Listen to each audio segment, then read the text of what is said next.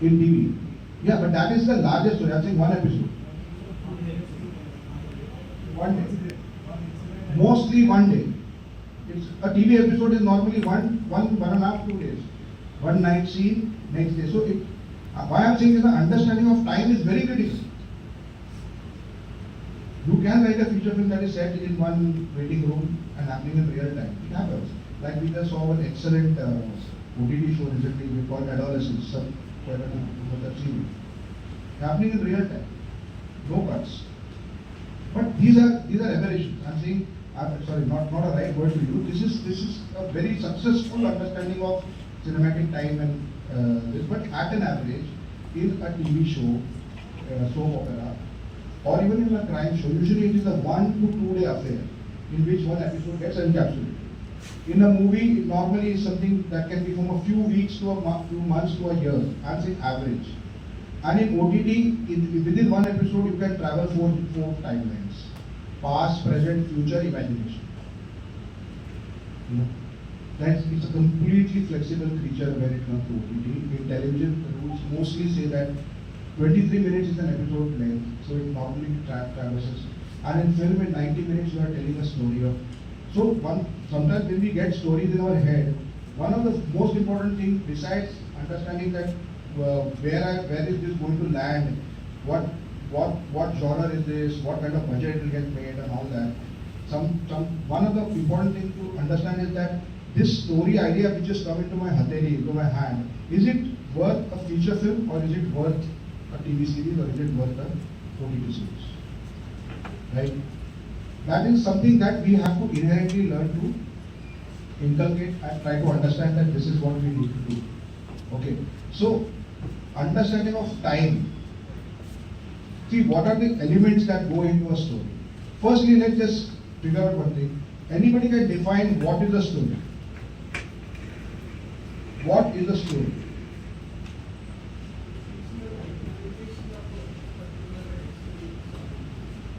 So, right, sir. Like a story is an expression of an idea or an experience, right? So there can be an incident. There can be an incident that happens, but an incident is not a story. An incident sparks a story. From an incident, a story sparks. And why do we get attracted towards an incident? Like, for example, I will just give you an incident. You read a newspaper, it says 2 pickpockets in a Mumbai train picked the pocket of an old woman. 2 pickpockets picked a train or a bus or a shopping mall or wherever. 2 pickpockets, they picked the bag of an old woman, and then we went and saw that it contained very important papers, documents which were great. It takes great pains to get them, pension, this, that. And one of them had a guilty feeling, so they tracked down that lady to return the documents. You read this in the newspaper. I read it, you read it, you read it, you read it. 7 of us read this incident in a newspaper. That was it. 2 pickpockets picked the pocket of an old woman. They saw that it had very little money and maybe one half-eaten apple. And there was these important documents. One of them felt guilty and he went to return. At that time, that is the incident. One of them went and returned it. Different people read it. Firstly, somebody will not be only attracted towards this incident. 2 pickpockets, old woman, apple. What is this? He will go and see later on that one girl in yesterday's news who worked in a bank, who frauded 45 crores of rupees by taking out of the MDs. You read this news that came today? So one girl working in a bank, she removed 45 crores of rupees from people's MDs and put them in the share market. And she lost the money. Now she's arrested. Somebody might get attracted to that incident. It's a news item. Somebody might read another news item that 12 athletes who went to a sports meet in some country have vanished. Somebody will get attracted to that. Somebody will get. So when I say there are different people who get attracted as writers, we get attracted to different stimuluses that come to us from life. Some, there are some like everybody has heard of Billy Wilder. Billy Wilder, very famous American director. He wrote and directed films like Sunset Boulevard and many blockbuster, Apartment, Some Like It Hot, with Martin Monroe. One of the most commercially successful directors. Each film, and his films were like, you can, if you are interested, you should go and watch his films for the economy of writing, the snappiness of dialogue, the way the story moves. Everything is so commercial, so entertaining. Okay. Billy Wilder's past. Billy Wilder was not born in America. He was born in East Europe. His entire family, not one person there, he saw being put into one oven by Hitler. Entire family. He ran, came to France, then took a boat at the age of 17, came to the US, didn't speak English, learned to speak English, started doing some, used to paint the family, he put into the gas chamber. He never made a single comment or a movie about that entire aspect of his life. Right? But at the same time, there were many East European directors who went ahead and made several films, even by the memory didn't even leave a person like Steven Spielberg, who was born in the US, nothing, but he still went ahead and made Schindler's List. But Billy Wilder never did it. That was not him. You mentioned escape. He escaped his entire pain through comedy. Through comedy, through romance, and making people happy. That's that maker, that's him. So, before we embark on the world of writing, in the business of writing, there's one thing which I would just like to share, and you may not agree with me or not, that there are two types of writings. One writing you do as a professional script writer. You are given a story, or you pick a story that will suit so and so, and you work on it. You apply the craft, you be sincere with it. And then there are stories which come from you, which come from your core, which come from your experiences, what you want to see the world like, what you want to see. Like there are, so that, and if you are working as a professional scriptwriter, you have to balance both.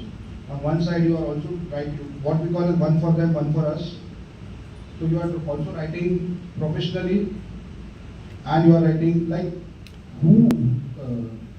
there is no personal connect in writing about some fantasy spaceship and 1 alien coming out of it. There is no personal connect over there.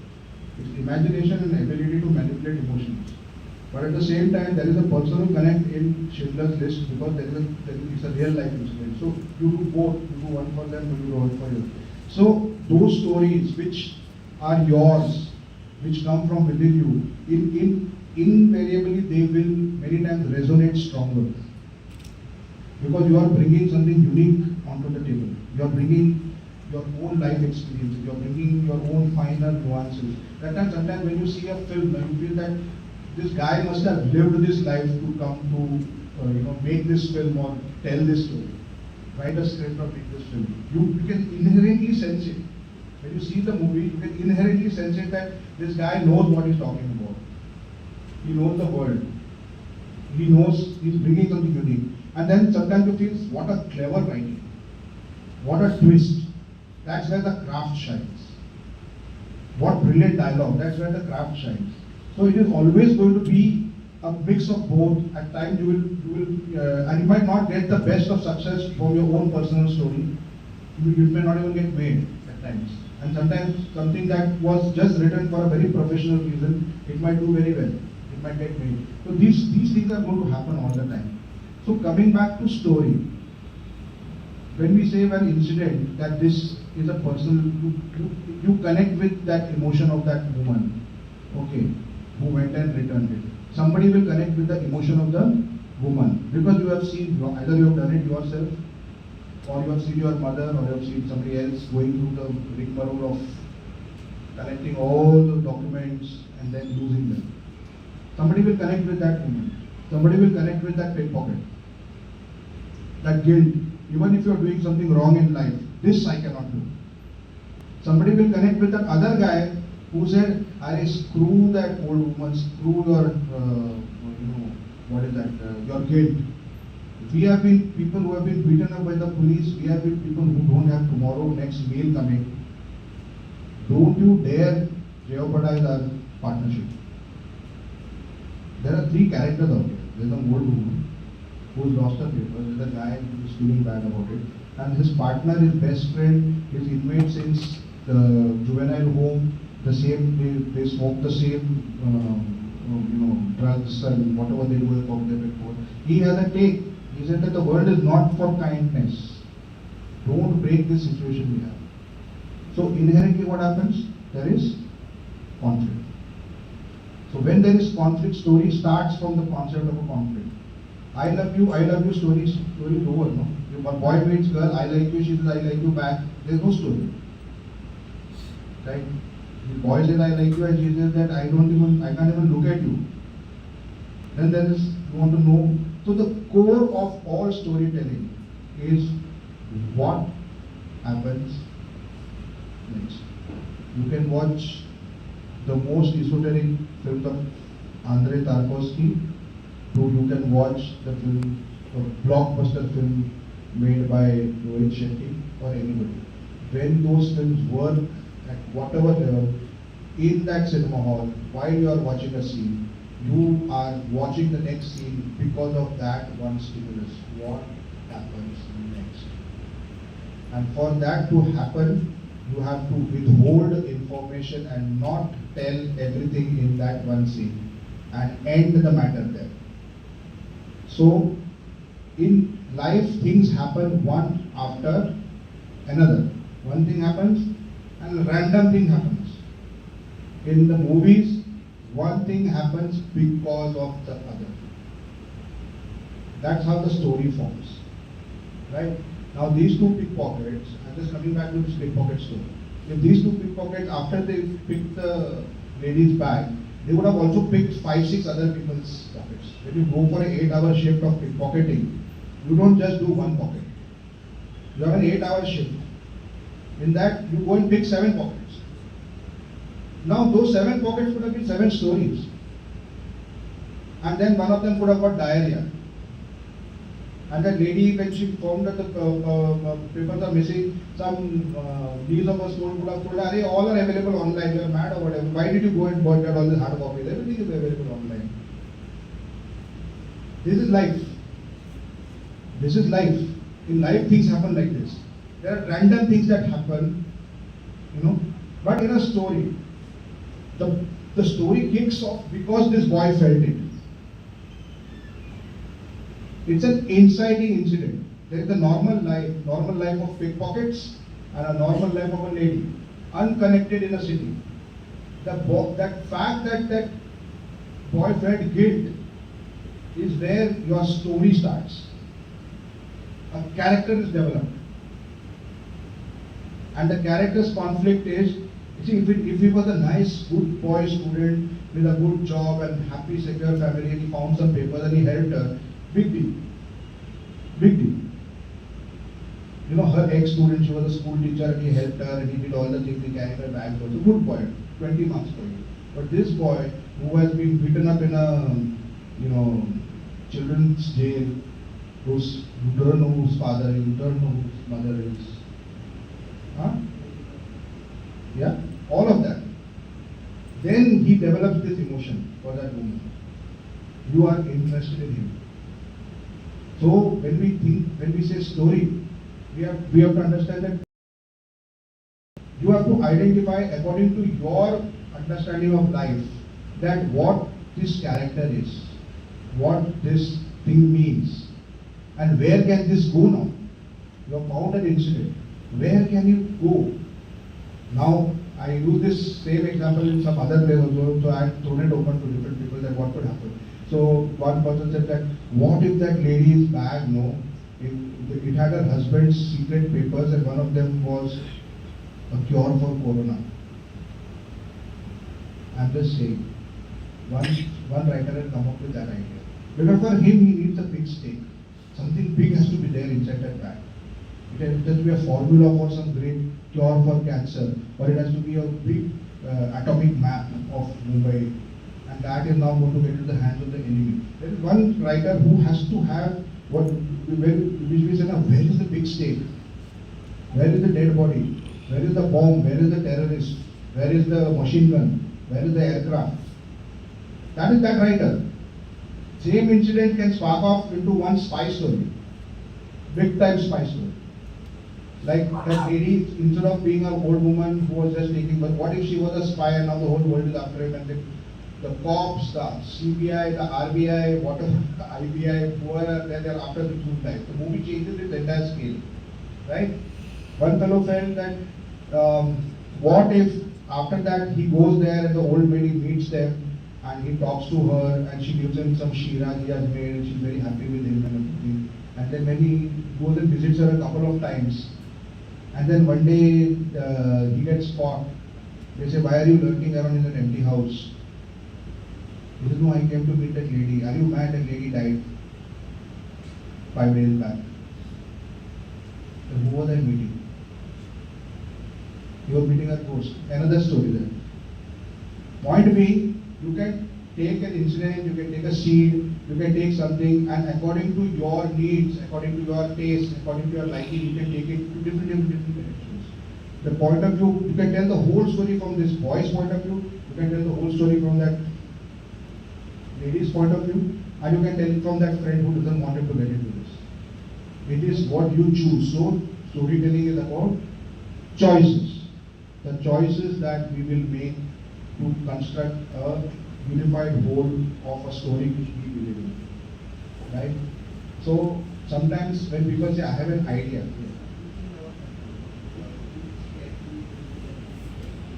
yes, that's what we are doing, no? It's choices. It's the tonality, where we want to take the film, what is the film actually about, right? So these are the choices that we make, which determine where the story will go. That is one thing. Now, when sometimes we feel that, oh, I have an idea. Many times an idea is not a story. You need to develop that idea into a story, right? And it is a difficult task. Many of us get great ideas. You see a visual, you think, this visual sticks in your head. But how are you now going to develop it? Then you start looking for a writer. I have this idea, I saw this thing, Abhi isko develop. So when you say isko develop kar, it means what? It means you want a world, you don't want random life happening. You want that 90 minutes ka story. You want an arc. You want a beginning, a middle, and an end. So, all stories, whatever kind of stories they are, they follow this universal principle of a beginning, a middle, and an end, right? That's how stories are told. Like, for example, and also depend on how you tell them. Like, for example, jokes. Jokes. There are some people who can tell jokes very well. And some people who go flop while telling jokes. Because, there is a rhythm of telling. When you are telling somebody an incident, like for example, if I saw this boy stopping on the, one boy running on top of a bridge and stopping an old woman and falling at her feet and saying, I'm sorry, I'm a pickpocket, I stole your bag, take this, and he ran off. Something I witnessed it. I was climbing a bridge on a Mumbai bridge, and I saw one, chakachak type of youngster. He came running after a woman. The woman didn't even know, and he just fell on her feet and he said, "Ma'am, मैंने आपके bag से ये चुराया था, मुझे माफ करना है, मैं लौटा रहा हूँ, चिल्लाना मत." And he ran off. Dramatic incident. It's a dramatic incident. Now, if I have to tell this story to my wife, "Arey, you know what happened today?" What? The minute I say, "Arey, you know what happened today?" she's expecting a story. She's expecting something dramatic. I cannot say, "Hey, you know what happened today?" What? Our lift was not working. that she knows. आगे बोल. So I'll say that, okay, I was going on the bridge. You know, if I say that, you know, at the bridge today, I was just taking a turn, one boy literally banged into me and he fell at the feet of a woman. What? Why did he fall in the middle of the crowd? When she says, why did he fall? My story is a hit. I've started the story. I've got into the story. What we call a deep dive. Directly. Right? But instead of saying that, or another guy from behind came with a knife in his hand and told him, dare you do it, and that boy ran after him. So what are you talking? Who was that boy with the knife? Who was the guy who fell in the story? I am happy that I have started my story. She wants to know more. That this happened. Pardon?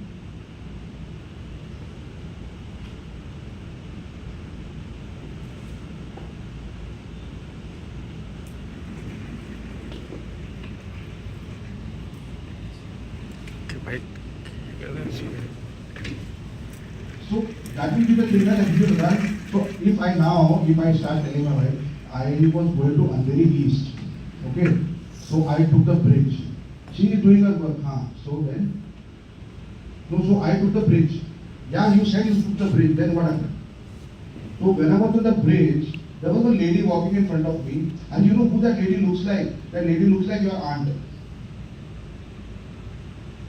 This is what happened. No, that lady who looks like that aunt of yours who had got, polio. She said, now I hit you. What happened to that lady? So one boy came running and he fell at her feet. Why? Mild interest. Why? I don't know. He just fell at her feet. Okay, lost the audience. I lost the audience.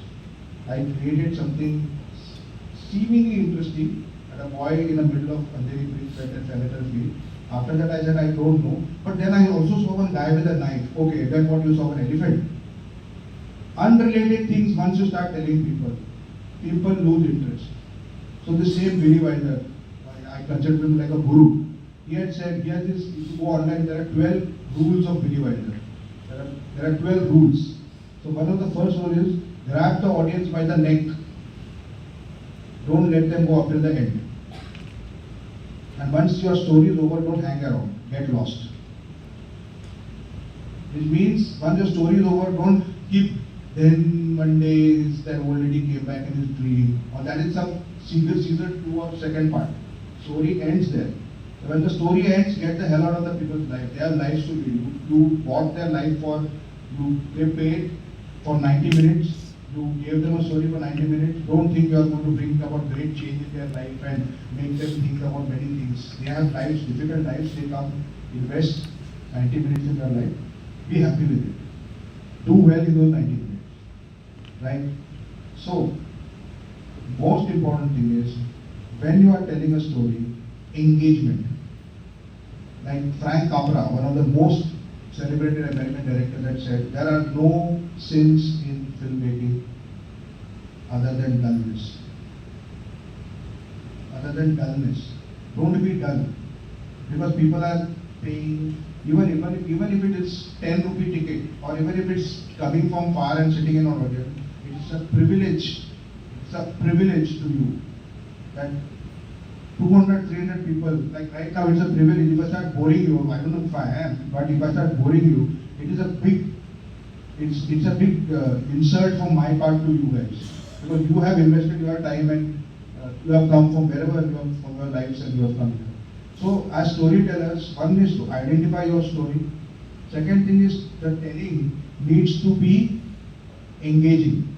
And when I say engaging, it doesn't mean that you need a gun and a girl in every scene. Go and watch this film, that My Friend's Village.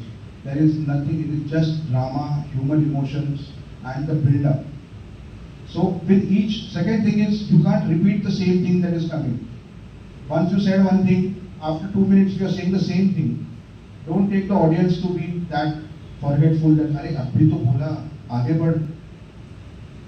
You just told us, I like you very much.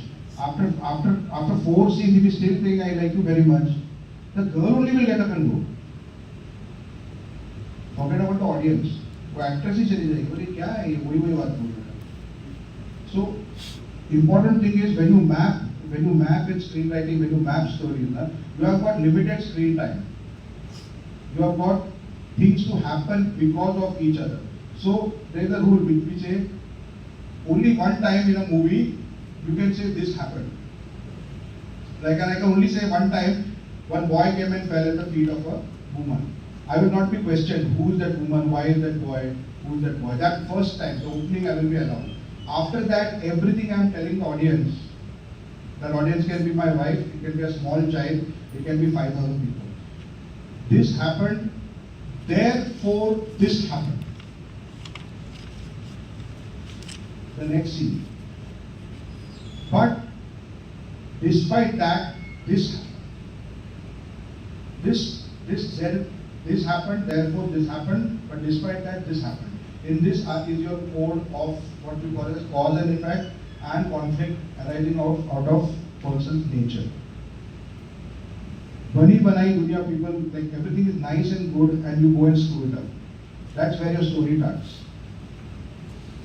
This boy who stole that thing, supposing they had also stole 5 lakhs of rupees from somebody else's pocket.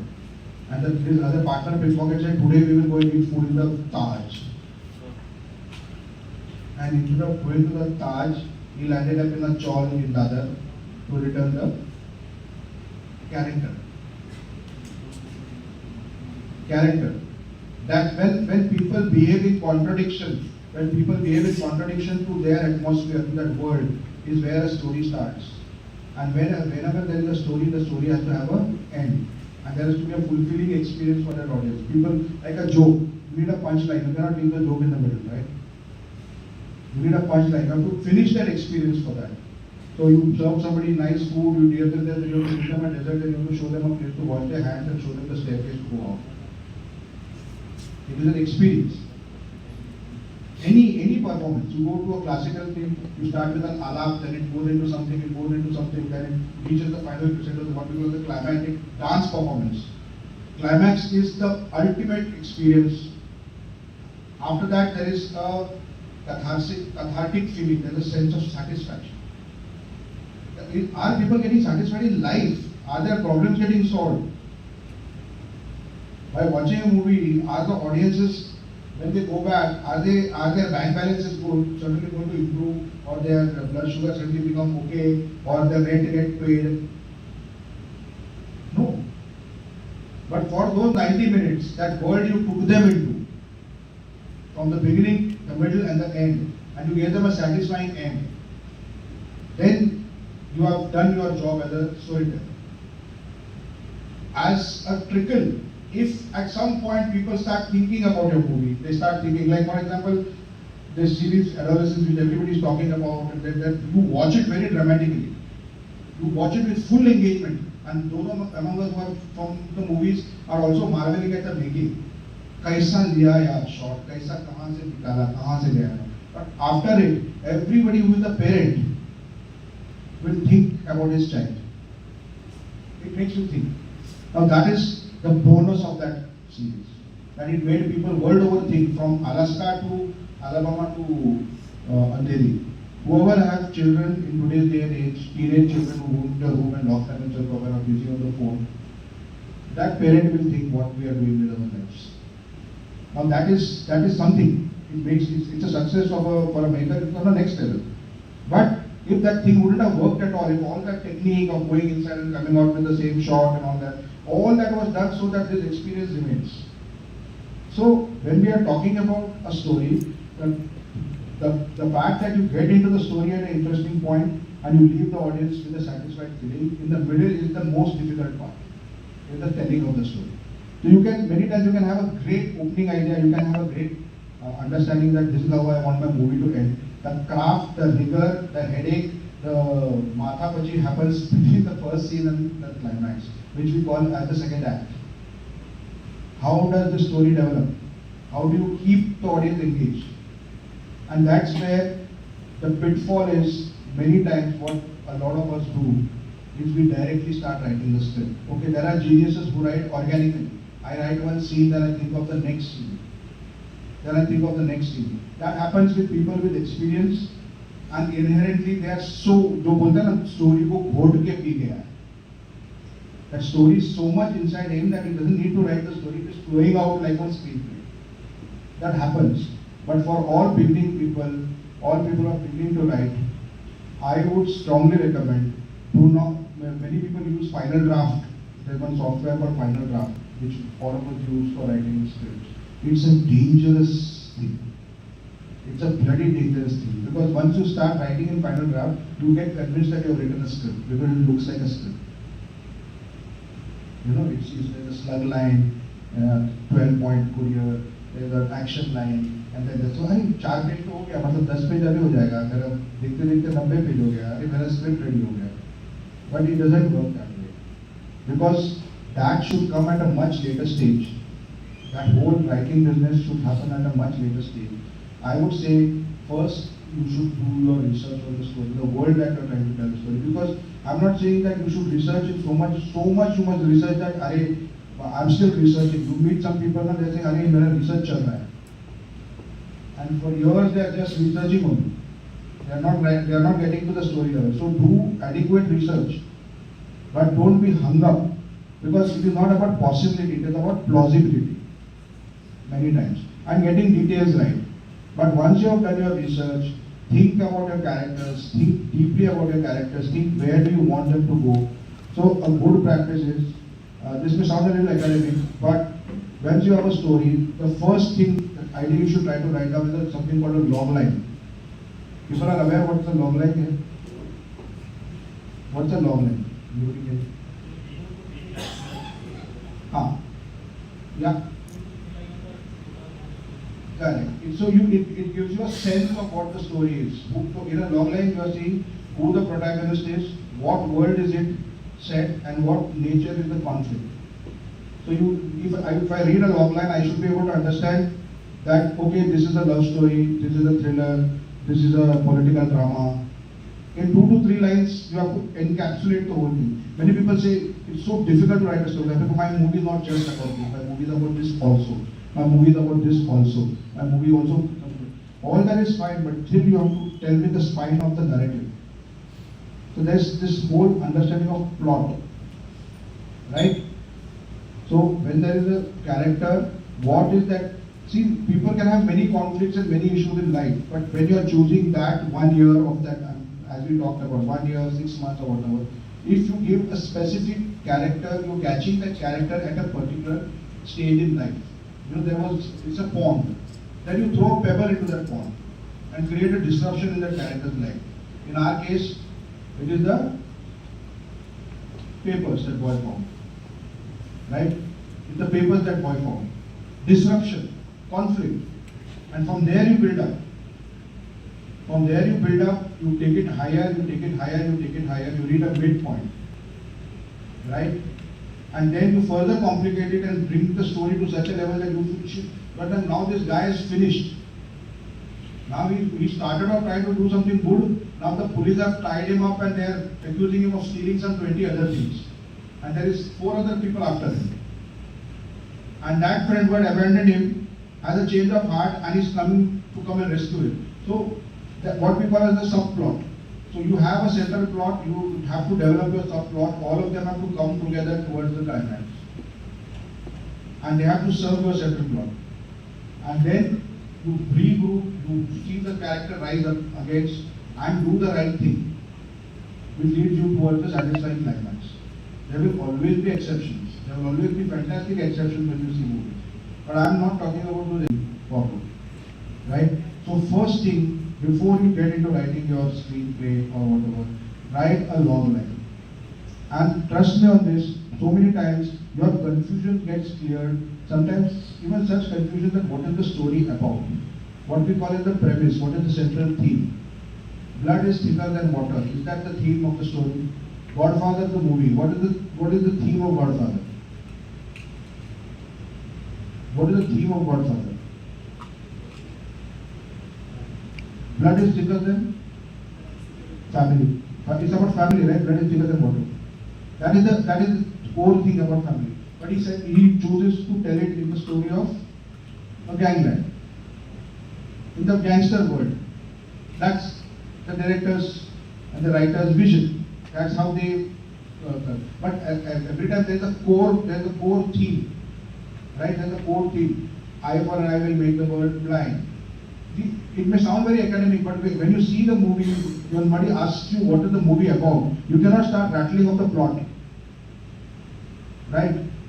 You say that this is a film about tackling superstition, and how superstition can have wreak havoc.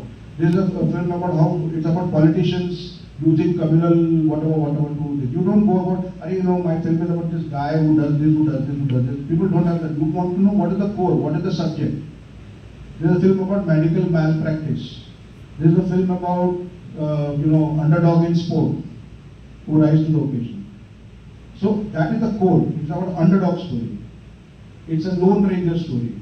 It's about a one guy who's gone out and gone rogue and doing. So I'm saying if you have a clarity about your premise, you have a clarity about what this film is about, you will see your log line change. You will see your log line. Like I'm saying, if this story about two boys and the grandmother, if I was a horror story, if I wanted to make a horror story out of it, then it will say that a boy develops a relationship with a woman who died 5 years back. The pickpocketing is not that incident. It could have been a plumber who came and did her work and then she died, and 5 days he kept coming back and she gave him lucrative things to eat. Right? Once you decide what is your genre, what is your core, you will see your log line gets guided according to that. Once you have done that, identify your main characters. Who are your main characters? Who is your protagonist? Try to write character sketches. And when I say writing character sketches does not mean he is 6'2". Until his head is going to get somewhere hit in the story, and it is not our job to write the character's height, not our job to write the shape of his nose. No. It is not our job. Our job is to write the core of the character. And from where in this story, what he was, what he did, what were the consequences, what happened. And if there are things that are going to be an impediment in this journey. For example, if that guy has a severe phobia of fire and he gets stuck in a fire, then it is important. That is very important, right? Or if this person has a particular past, then it is important. So you write these characters and what are their core natures. You write that, start writing the characters. Keeping in mind the larger plot in your head. Write the secondary characters. You will see when you are writing characters and you will start seeing your subplots. You will start seeing them. This is an interesting character developing. I can do something with this character and make a subplot out of it. How it can serve the main plot. Right? Once you have finished writing your characters, do a detailed story. What we often call as a treatment. Where you write visually.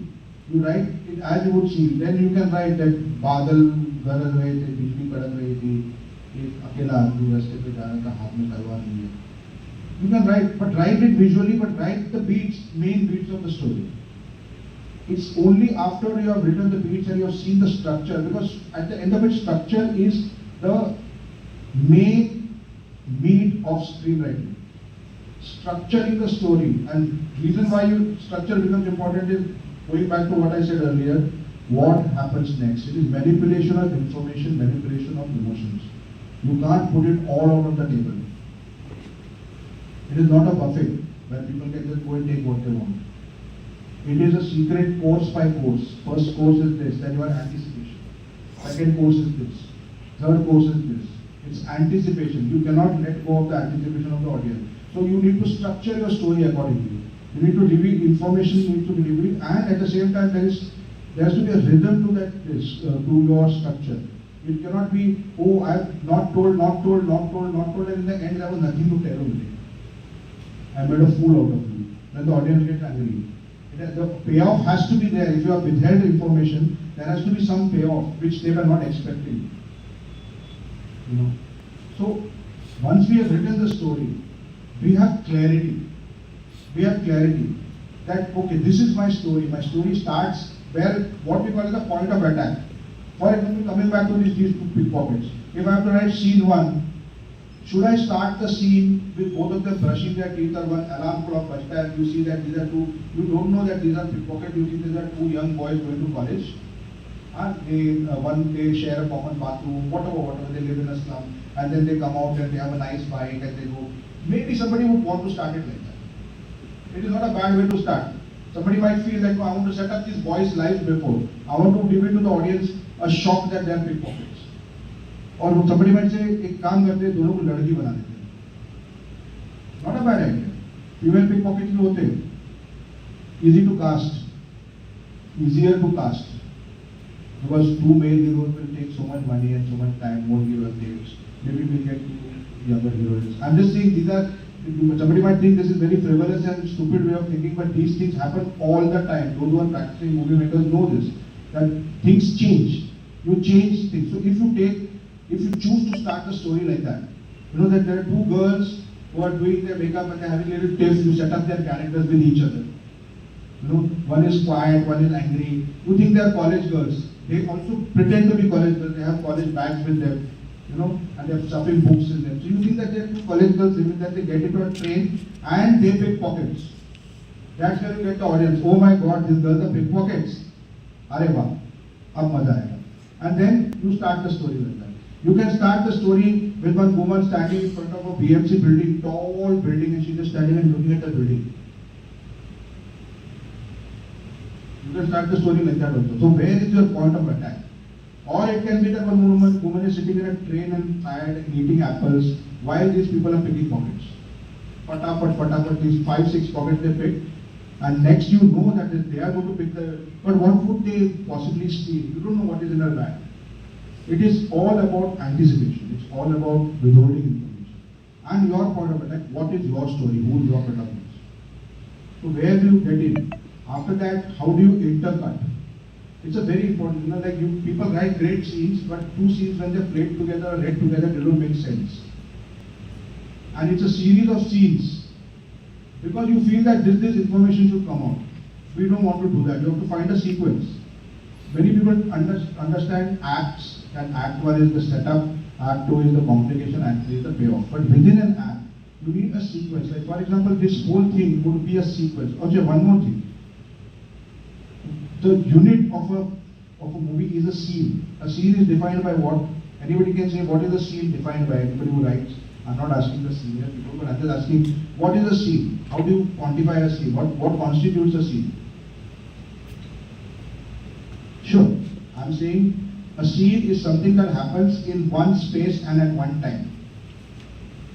Right now, what is the scene? The scene is a master class where I am with so many people here. If I move out of this room and if I go down, in the lift, somebody puts a gun at my stomach and says, you made a very bad class, I want to kidnap you and kill you, for example. That's the second scene. Then outside the lift is the third scene. Inside a car when they are kidnapping me. That's the third scene. Every unit is one space and one time, right? And every scene, when you choose to write a scene, it cannot be just information. There has to be something that happens in that scene. It cannot be I just say a class and everybody says, "Acha, very nice class, we learned a lot." No. There has to be somebody who's sitting there whom I'm not seeing in this class right now, who is sitting there wearing something or hiding behind somebody. He is not come here for the master class. He is come here to get into the lift with me. And if you establish him right in the beginning that he's put a gun in his pocket, right? The first shot is some people are entering, the guy has put a gun in his pocket and one master class is going on. Do you think the audience is going to focus on the master class? They are interested in knowing what's going to happen next. Why did the guy put the gun in his pocket? Right? That's one thing. Other thing is, this gentleman was sitting and nodding and taking all the notes and saying very nice awareness. Sir, I just wanted to ask you 2 questions. Can I just come in the lift? Can I ask you? And each of the lift he pulls off the gun. That's another anticipation. So we have to make choices. It's a lot of millions of choices you are going to make. So when you are talking about a scene, the basic unit, it should forward the story, definitely. It should reveal character. It should reveal a little bit of information, just enough for that scene, which should have a payoff at a later scene. And it should be in a sequence of scenes, which in itself have hold together as a unit. For example, the pickpocketing scene will start, the sequence will start with this lady getting into the bus, this two girls or two boys getting into the bus, the tension, the coming, the going up the bridge. That whole thing is one sequence. We have seen one episode literally from the life of these people where the movie started. That was one sequence. So it took 20 sequences, depending on what kind of writing you are doing. But each sequence also carries the responsibility of picking up where another sequence left.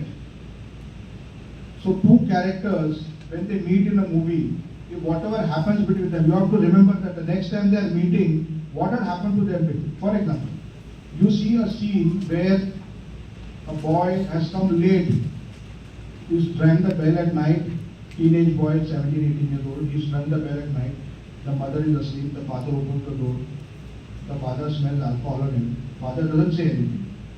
But you have to establish that the father has smelled alcohol, and the boy also has realized that my father has smelled alcohol. Father didn't say anything, the boy went and slept. Will he get sleep? Will the father sleep? It's up to us what the nature of the character is. They will be thinking, oh shit, my son had such a young age, started drinking. Then you are completely forgetting that at 15 you had got drunk.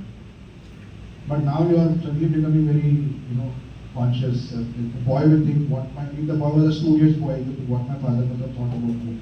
Or is it, that boy will say, I'll deal with it tomorrow morning, now I need to sleep. It's your character, how the character is going to begin. But once you have set this up, next morning when the mother is there at the dining table and the three of them are sitting, the relationship between the boy and you have to keep track of what your characters did with each other in the story. Many times you see one very dramatic fight happens between two characters or something, and in the next scene they are behaving as if nothing happened. Or it's got very diluted. We forget, because in that scene something else important is happening, like the bomb going outside, so this fight should, now we'll forget the fight, bomb for that. But ऐसा नहीं होता है. You have to, once you commit, boy looked at the girl half smiled at him, later on she cannot ignore him. Until there is a strong reason. So whatever, it's like an orchestra, whatever you commit between characters in one scene, as the story progresses, you have to keep building on that. And especially with minor characters. Because all of them have to come together like an orchestra, and in the end they have to serve a larger goal. They have to give you a fully satisfying experience.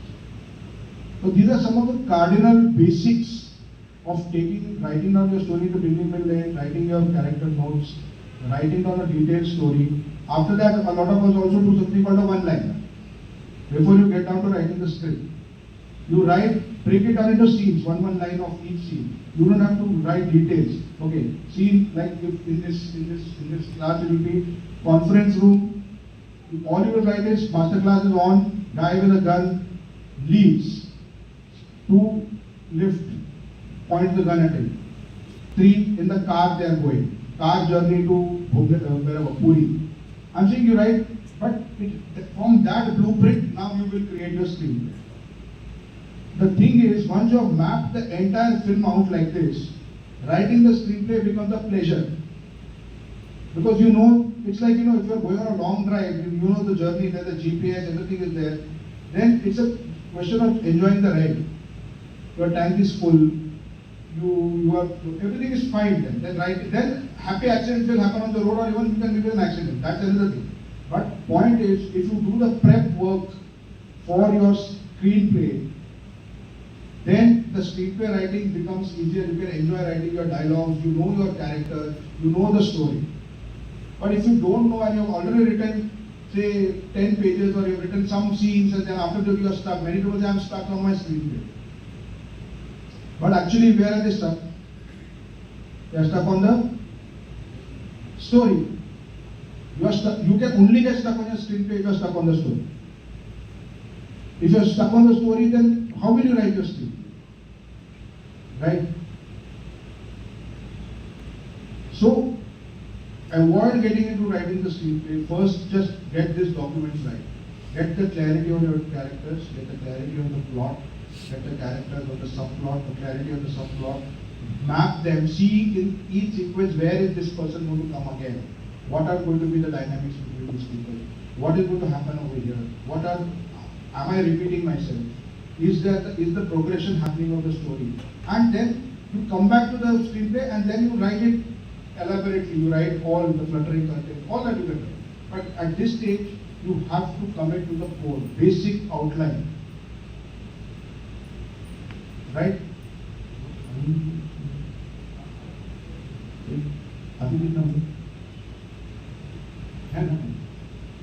So, yeah.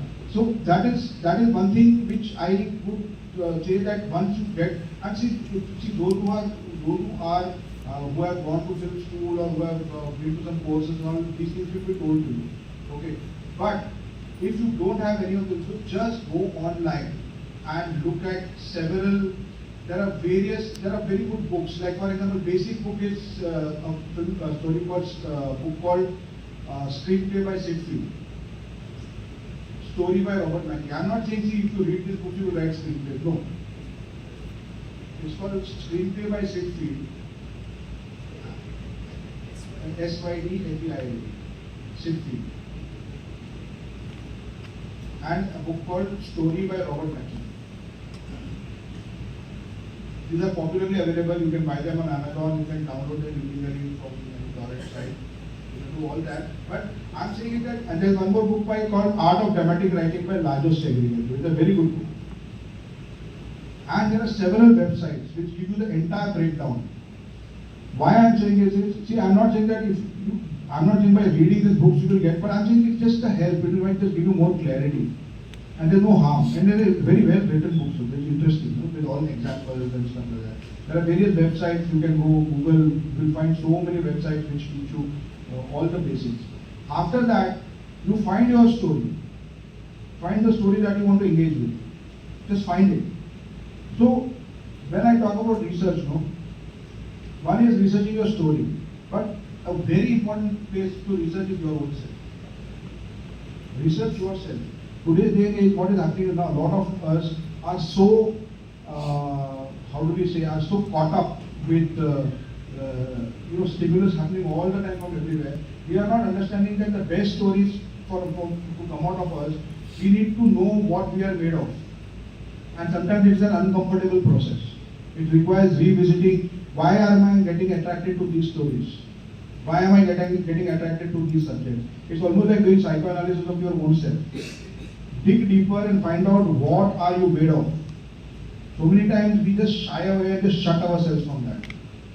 But trust me, as writers, screenwriters especially, if you dig into the words that you want to tell stories about, then you look inwards, stand outside and look at yourself as a person.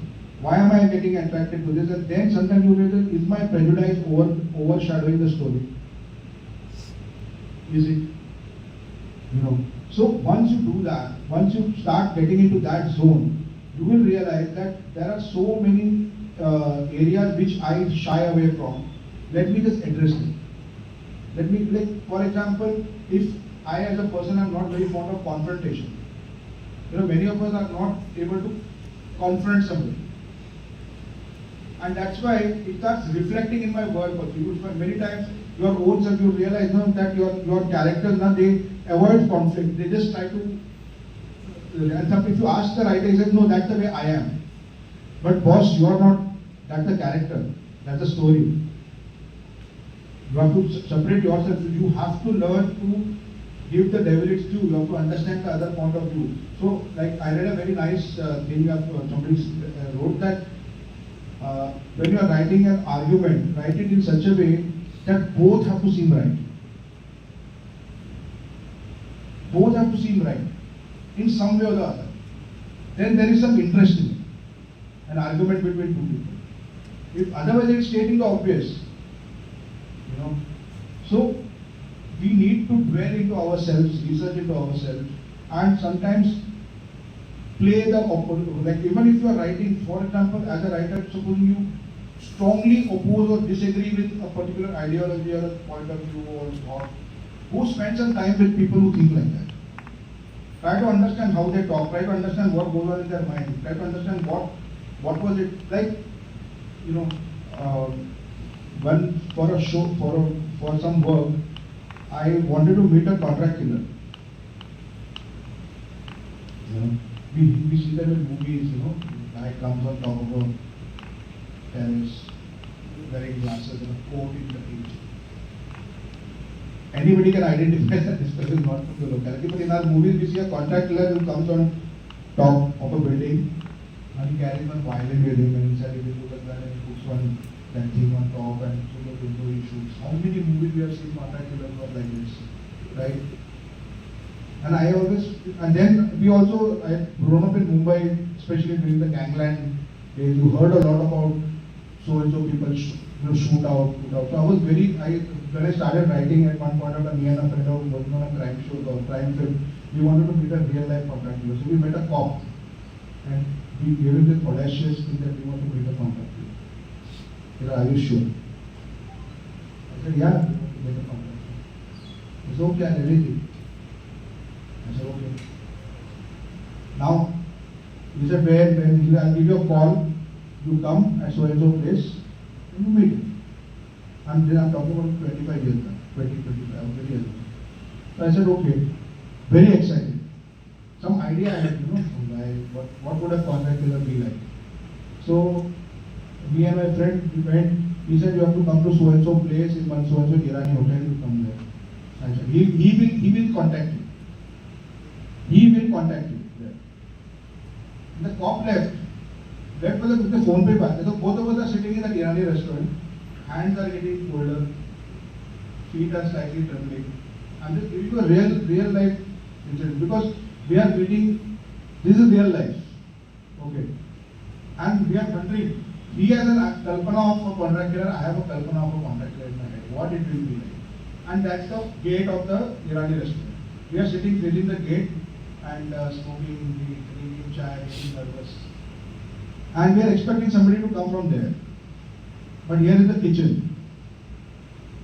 One 45, 48-year-old guy wearing one Bermuda shorts and slippers and one faded t-shirt, thin, wiry fellow, stubbly fellow. He suddenly comes and sits next to us on one chair. "Haan, bolo."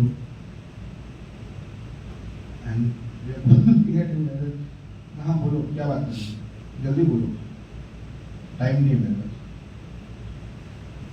And बोले तो नहीं, हाँ तुमको मालूम है, तुम लंबा बात मत करो, क्वेश्चन क्या जानने का तुम? तो then I said, एक बार आपको देखने का है, क्यों शादी करेगा? Every line is a humorous punch of that guy. Every single line.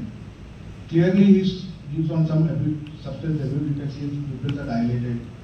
And then then my friend said, "See, we just want to have a normal talk. We are trying to do this picture. But कितना पैसा बनेगा? कितना देगा?" So we didn't even believe that he was a contract killer. But then when he started telling his story, so the whole thing was that it is just a job that he has done from his. We have read many such stories, but we were hearing it from his mouth, and it sounded so different. That experience sounded so different. And I asked him like, when was his first case? He said, "Yeah, I was like 14 years old. Somebody stole my cycle. I took a spanner and hit him with that." And I didn't feel anything. Then I realized that I don't feel anything. So that lack of empathy is from where it stems. And then he talked about the various, and very cagey and all the time looking over his shoulder. He doesn't make eye contact at all. He just keeps looking here, looking there, looking here, looking there, as if he wants to run at any point. And then finally we asked him, "So last, when was it?" Like, for us, we can't even put words to our mouth, "After last time, jisko mara." It's a holy, you can't even talk to him. So then we asked, "Last time, kabhi." So he said, "हाँ वो गए हफ्ते." And then जिसको कौन गए थे दिख रहा? We are the partner. उसको तो क्या ठोका? बोर करेगा क्या?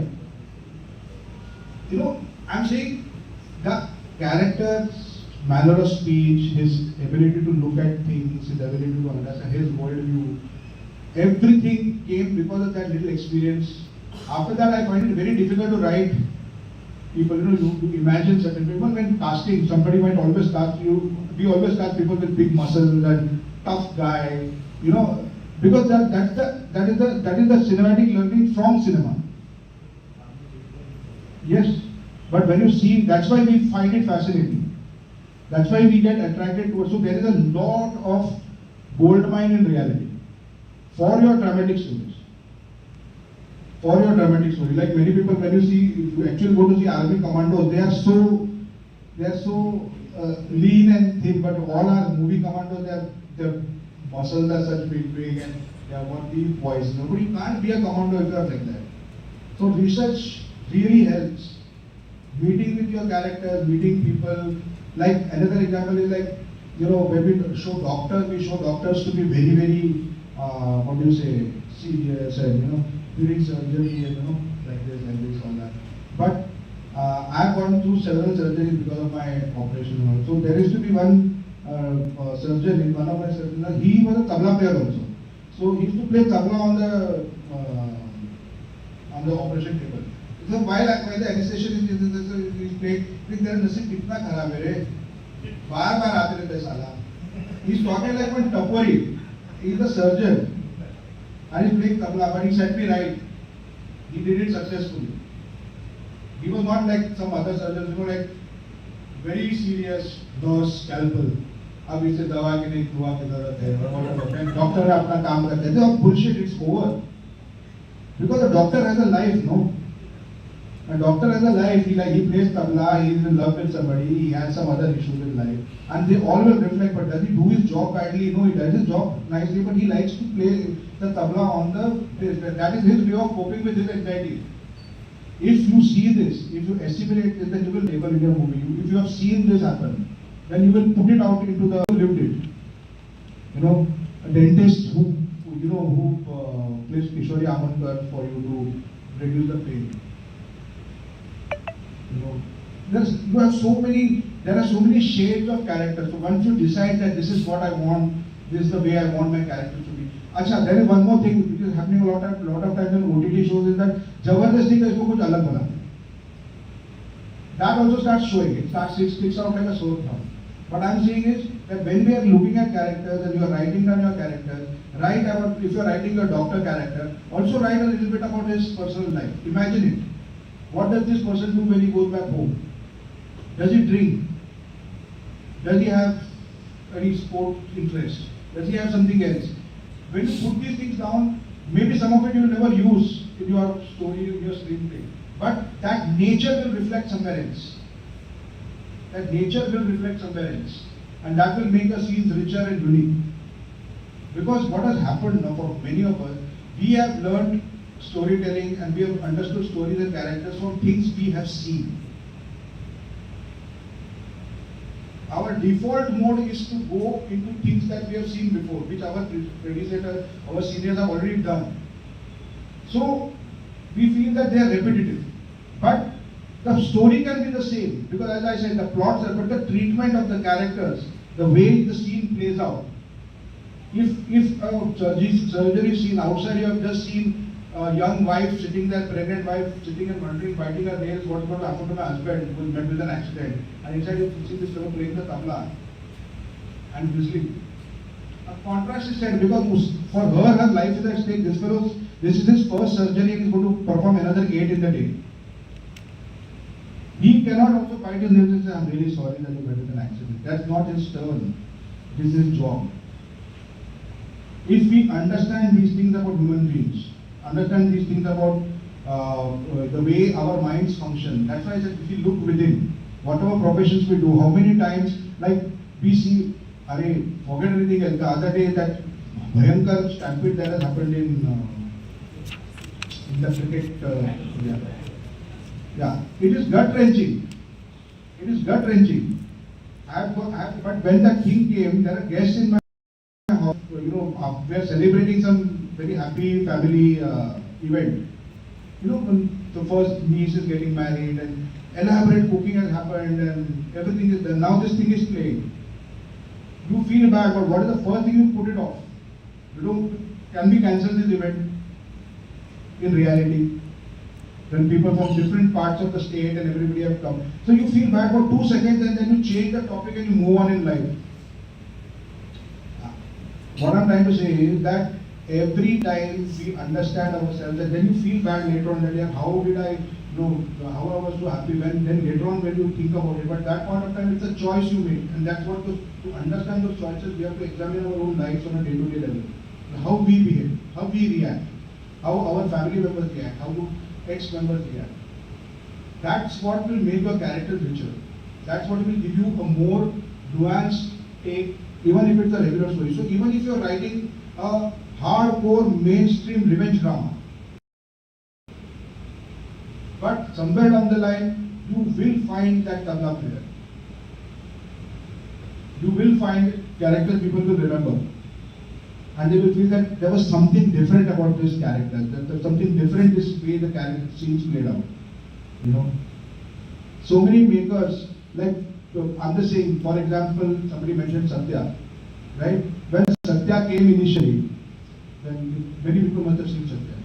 Okay, so when now that argument between him and his wife, a gangster going out to a dinner, now these things were not seen before. People always associated gangsters to be in a den with some item going on and guns on. Huh? Yeah, but it was not like that. This fellow, I remember his teacher was Fido diver. So if you remember these things, then you put those incidents, put those into it, you give the narrations. That makes your story, your treatment richer, and that will come when you like. It will not come by watching movies. It will not come by watching movies. Because many makers are watching the same movies.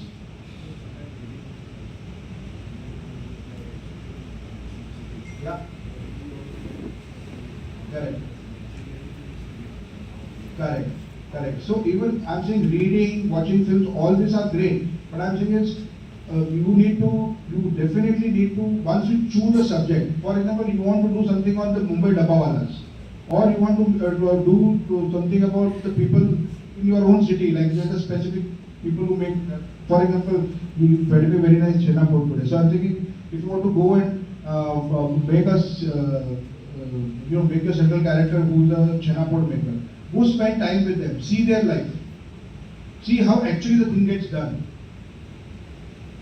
It will, and I'm not saying you have to make a documentary and put it because I've researched it, now see, audience see, I know this, I'm showing you. That is not the intention. The intention is, when you are doing a scene with a chenapod maker, while he is talking to his wife, while he is talking to his friend, while he is making the chenapod correctly. He is not focusing, because it is his main job.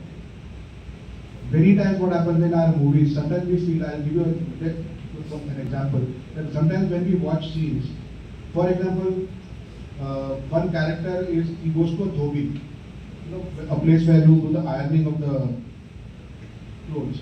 So the cop has to ask him, or the dhobi is supposing whatever, he's the informer of the police, and he has to tell the cops that, so and so Munna Bhai is going to come at so and so place. Now, if you show me a dhobi shop, the production people found a dhobi shop, nice and good old looking dhobi shop, you cast some character to play the dhobi. That fellow doesn't know the dhobi job at all. He doesn't even know how a dhobi stands in front of the iron. And what he's doing, first they showed one long shot from where that fellow was coming. They showed one hand, which was not the dhobi's hand, not the actor's hand. Some real dhobi was doing it. After that, there's one iron, there are piles of clothes, and two people are talking. That's one way of doing it. But if you, as a writer, have seeded it in that at this point this person will sing, then there's that he gives the thing into the water and it goes, they put it in the water, that koilewala. It becomes cinematic. There is a subtext to the whole thing. The more you research and start putting these things into your script, the scene becomes richer visually, in terms of the subtext, in terms of the context. And the actor also enjoys it, and the director also can have some fun doing the whole thing. But that's what. So if the writer has not researched, that if it's a good director, he will go and find his thing, and he will find something business to do. But if you know the business, we call it business in the trade, right? Any give a character business. So you will find so many things. when you research, then if it's a medical drama, you will not have people fighting, two doctors fighting over तुमने उस लड़की को क्यों देखा. You will find better ways for them to have a fight about it. Something to do with medicine, something to do with a patient, right? So the researching a world gives you scope to set the drama within that world. World of lawyers, world of cops, world of pickpockets, world of doctors, world of students. A friend to my, which is my friend's village, that movie, Iranian movie, in that the drama is homework, the life of poor students' homework. And it hooks you. The more you will go into the thing, so then you will not find regular templates like sometimes we will set this in the world of 1947 independence story, but the love story is not too much about that. Our love story is running parallel. But if you research it well, then you can incorporate elements better, you can incorporate that world better into your love story. So it feels organic.